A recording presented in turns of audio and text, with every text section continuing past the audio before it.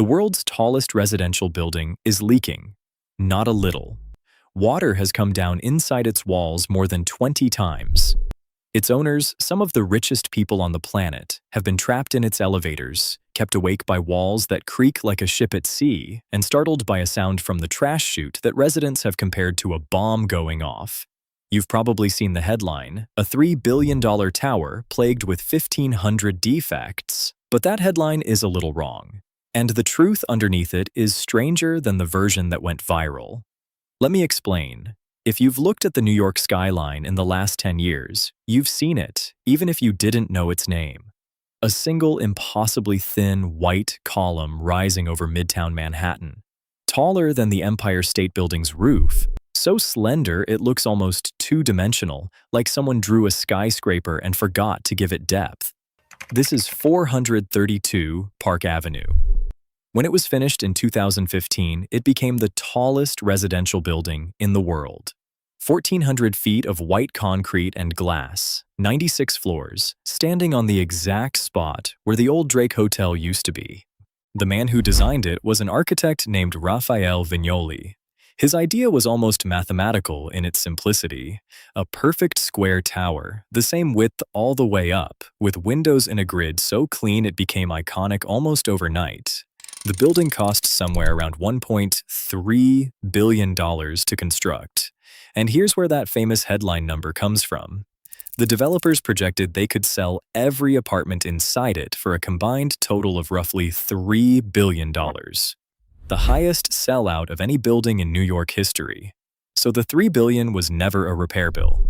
It was the dream, the amount this tower was supposed to earn. Keep that number in mind, because the gap between what it promised and what it delivered is the whole story. To understand why anyone would pay these prices, you have to understand where it sits. This stretch of Midtown is called Billionaire's Row, a cluster of needle-thin super towers built along the southern edge of Central Park, designed for a very specific kind of buyer. Not someone who needed a home, someone who needed a place to put money. Many of these apartments were bought through anonymous shell companies and almost never slept in. Safe deposit boxes in the sky, with a view. And the view was the entire point.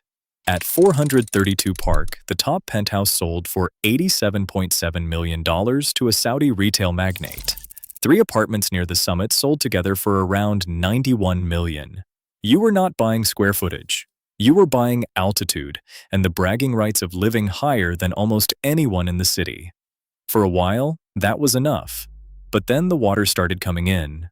The first serious sign came in late 2018. A high-pressure water pipe failed on the 60th floor, and water poured down through the building, seeping into the apartment of a resident named Serena Abramovich. The damage was estimated at $500,000. 4 days later, a separate water line failed on the 74th floor, and this time the water found its way into the elevator shafts, knocking 2 of the 4 residential elevators out of service for weeks. This was not a one-time accident. Court documents would later count more than 20 separate water leaks since 2017. Insurance costs for the building tripled in 2 years. One prospective buyer, in contract for an apartment worth over $46 million, walked away entirely after a flood damaged several floors near his unit. He simply decided it wasn't worth it, and the leaks were only the part you could see. Because there's a problem with building a tower this thin, the taller and skinnier a building gets, the more it moves in the wind. That's not a flaw exactly. Engineers expect it. They install enormous counterweights near the top, massive pendulums that swing in the opposite direction to cancel out the sway. But the people living inside still feel it. Residents at 432 Park described walls that creaked and groaned like the inside of a wooden ship, a strange whistling sound as air rushed through the building. A sense of motion that some compared to seasickness, hundreds of feet above Park Avenue. Then there was the night the wind stopped an elevator. On Halloween in 2019, a high wind condition caused one of the elevators to halt mid-shaft, trapping a resident inside for an hour and 25 minutes. The building's own elevators had been programmed to slow down in strong wind because the sway could make the cables slap against the walls of the shaft. So on a windy night, in one of the most expensive buildings ever constructed, you could find yourself simply stuck, suspended in the air, waiting, while the tower moved around you. That brings us to the sound, the one from the headline. Running down the center of the building was a trash chute, roughly 1,300 feet long, with no brakes or bends to slow anything down. When a resident dropped a bag of garbage from one of the upper floors, it fell and fell, picking up speed for the length of a quarter-mile drop until it hit the bottom. Residents said it sounded like a bomb, a deep concussive boom that echoed up through the core of the building. Imagine paying tens of millions of dollars for silence and serenity at the top of the world, and instead living above a chute that detonates every time someone throws out their coffee grounds. If that sounds bad, the electrical system was worse. Twice in 3 years, the building experienced what's called an arc flash, an electrical explosion. In one incident, a worker drilling into concrete struck the building's wiring, triggering a blast that reportedly threw him backwards several feet and knocked out air conditioning for much of the tower. Emergency repairs ran past $1.5 million. This was the second such explosion in 3 years. So in 2021, the people who owned these apartments did something the residents of luxury towers almost never do. They took control of the building's board, and they sued the developers. The lawsuit was staggering in scope. An engineering firm hired by the residents identified more than 1,500 construction and design defects in the common areas alone, many described as life safety issues. That's the 1,500 from the headline.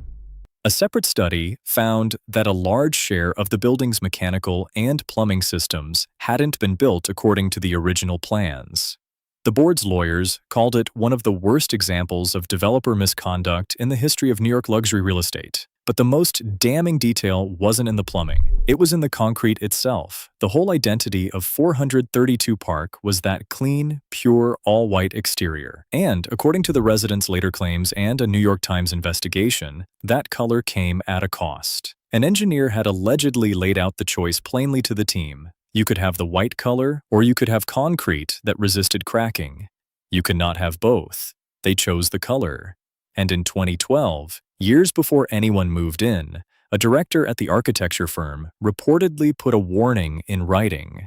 He said the team was going down a dangerous and slippery path that he believed would eventually lead to failure and to lawsuits. He was, on both counts, right. By 2025, a second lawsuit alleged the white exoskeleton was now riddled with thousands of cracks, with corrosion reaching the steel inside, and repair estimates climbing past $160 million. The developers have denied all of it. They've called the claims baseless, vastly exaggerated, an attempt to extract money. They point out the building has never been declared unsafe by the city. And that part is true. As of now, the cases remain unresolved, the denials remain firm, and the tower still stands, fully visible, over Manhattan. So where does that leave the dream? The $3 billion it was supposed to earn? For the earliest owners, the ones who sold before the problems became public, most made a profit. But after the leaks and the lawsuits made headlines, the pattern flipped. Of the owners who sold between 2021 and 2025, most took a loss. The Saudi businessman who paid $87.7 million for the penthouse listed it for nearly twice that, then kept cutting the price and reportedly never spent a single night in it. And that's the strange, quiet ending to all of this. We tend to assume that enough money buys its way out of physics, that if you spend enough, the building won't leak, the walls won't groan, the elevator won't trap you on a windy night. 432 Park is the rare object that proves otherwise.